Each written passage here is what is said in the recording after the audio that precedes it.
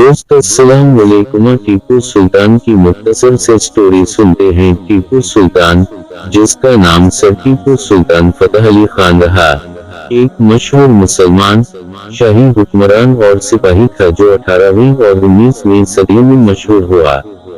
वो मैसूर रियासत के बादशाह थे और उनका हुक्मरानी वक्त 1782 हमजा से 1799 हमजा तक रहा। टीपू सुल्तान को शेर खैदर नाम से भी मशहूरी हासिल है, जो उनके बाबा सुल्तान हैदर अली के एक ख्वाब में नजर आए थे। टीपू सुल्तान का जन्म 20 नवंबर 1750 को मैसूर कर्नाटक रियासत में हुआ। उनका बाप सुल्तान हैदर अली टीपू सुल्तान का पेशगोई करते थे और उनका तरफ से मैसूर रियासत की सिपाही फौज का कायद बनाया गया। टीपू सुल्तान का तालीम एक बेहतरीन मुसलमान आलम सैयद गौस दीन की निगरानी में हुआ। इन्होंने फलसफा, हिसाब शुमार और जियोमेट्री में आला सनद हासिल की। टीपू सुल्तान को अपनी बाप की मौत के बाद मैसूर रियासत के बादशाह बनाया गया। वो एक ताजेदार और बहादुर हुक्मरान थे जो अपनी अवाम के लिए अदल व इंसाफ की फराहमी करते थे। टीपू सुल्तान ने आजादी की ख्वाहिश रखी और इन्होंने मैसूर को अंग्रेज हुकूमत से आजाद करने की कोशिश की। टीपू सुल्तान के दौरा बहरीन से इंग्लैंड के खिलाफ ताल्लुकात का अगवा हुआ, जहां वो फ्रांसीसी और उस्मानी सल्तनत की मदद से अंग्रेजों के खिलाफ जंग लड़ने का काम किया। उनके हुक्मरानी के दौरान टीपू सुल्तान ने एक खुद मुख्तार फौजी तंजीम बनाई जिसे टीपू की फौज कहा जाता था। वो बम्बई की बड़ी कुव्वतों के साथ तिजारती सिलसिला बनाने की कोशिश की और वहां तिजारत के लिए बुनियादी इम्कानात बनाए। 1799 हमजा में बरतानवियों ने टीपू सुल्तान की मैसूर पर हमला किया और मैसूर रियासत को गुलाम बना लिया। टीपू सुल्तान ने इस जंग में बहुत बहादुरी से लड़ाई की, मगर इन्होंने शहीदी की। उनकी शहादत के बाद इन्होंने तारीख में एक मकाम हासिल किया है और वो एक मकामी कौमी हीरो बन गए हैं। टीपू सुल्तान की जिंदगी और जद्दोजहद ने बहुत से लोगों को मुतासिर किया है। इन्होंने मुसलमानों की आजादी की ख्वाहिश को और अपने अवाम को आबाद करने की ख्वाहिश को निपटाया। टीपू सुल्तान का हुकूमती दौर मैसूर रियासत की तारीखी खिलाफों में एक रोशन, दानिश्वर, अदल व इंसाफ पसंद और जदीद शख्सियत के तौर पर याद किया जाता है। दोस्तों, इस वीडियो को आगे देखने से पहले लाइक, सब्सक्राइब, शेयर करना ना भूले। आज भी टीपू सुल्तान की बातें और किरदार तारीखी हकीकतों की रोशनी में लोगों को मुतासिर करती हैं।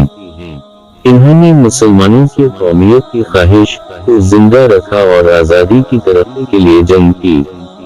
उनकी जद्दोजहद और कुर्बानियों को याद रखना हमारी जिम्मेदारी है ताकि हम उनके लिए एहतराम और शुक्र गुजार हो सकें।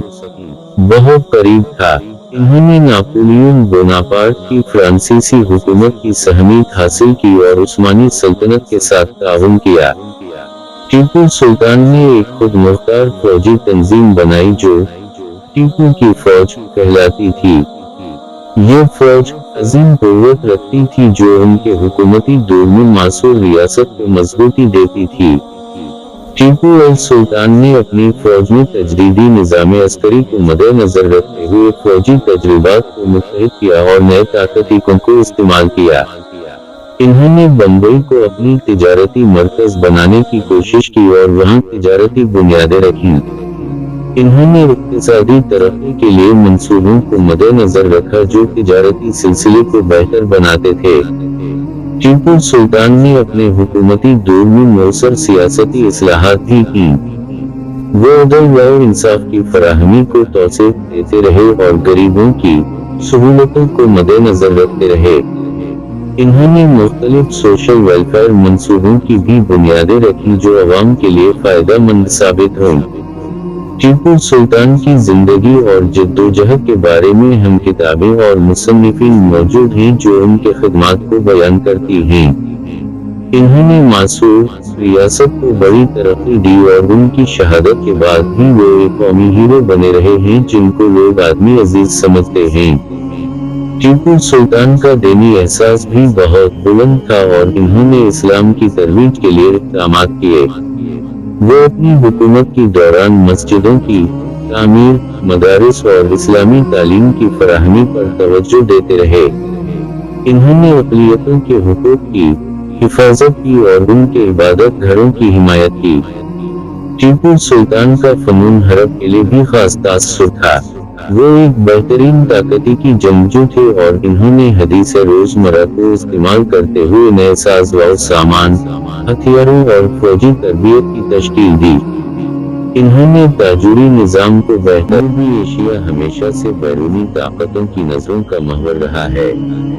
अल्लाह रब्बुल इज़्ज़त ने इस खित्ते को जिन वसाइल से माला माल किया है, उन पर हमेशा अंग्रेजों ने हरीसाना नजरें रखी और उसी दौलत की कशिश ने उनको आज तक इस खित्ते से अलग नहीं होने दिया।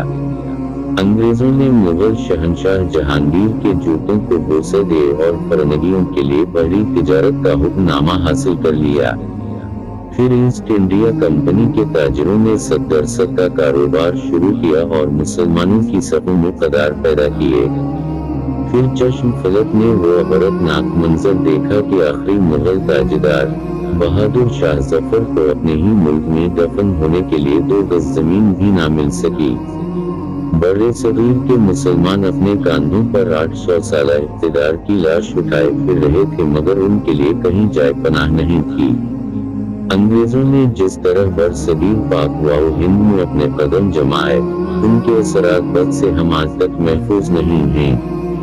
आज भी हम उनके महकूम व मातूब नजर आते हैं। मुसलमानों की सबसे बड़ी बदकिस्मती यही थी कि वो उनके इरादों को न समझ सके। अंग्रेजों ने जितनी भी जंगें लड़ीं, वो शुजात व हुनरमंदी और सियासी मुदीर से नहीं बल्कि अपनी फितरी यारी वमकारी से लड़ीं। वो बस एक ही हुनर जानते थे कि वतन फरोशों को कितनी कीमत में खरीदा जा सकता है। इन्होंने तारीख के किसी मोड़ पर भी हिम्मत व बहादुरी के जौहर नहीं दिखाए बल्कि इंसान की फितरी कमजोरियों को परखते हुए अपने आजमूदा नफ्सियाती हथियारों से मुसलमानों के दिलों और हुस्नों पर कारी ज़रबे लगाएं, उनके ईमान को जंगालू किया। मजीद गज़ब ये कि मुसलमानों के मुकाबले में खड़ा करके पसंदीदा नताइज हासिल किए आज भी उनका ये खौफनाक खेल जारी है। 1 अरब से ज्यादा होने के बावजूद हम जिल्लत व खारी के गारों में रह रहे हैं। फिरकों में बुट्टी हुए कौम नस्ली तअस्सुब की बना पर एक दूसरे की गर्दनी काट रही है। अहल ईमान का खून पानी की तरह सड़कों पर बह रहा है।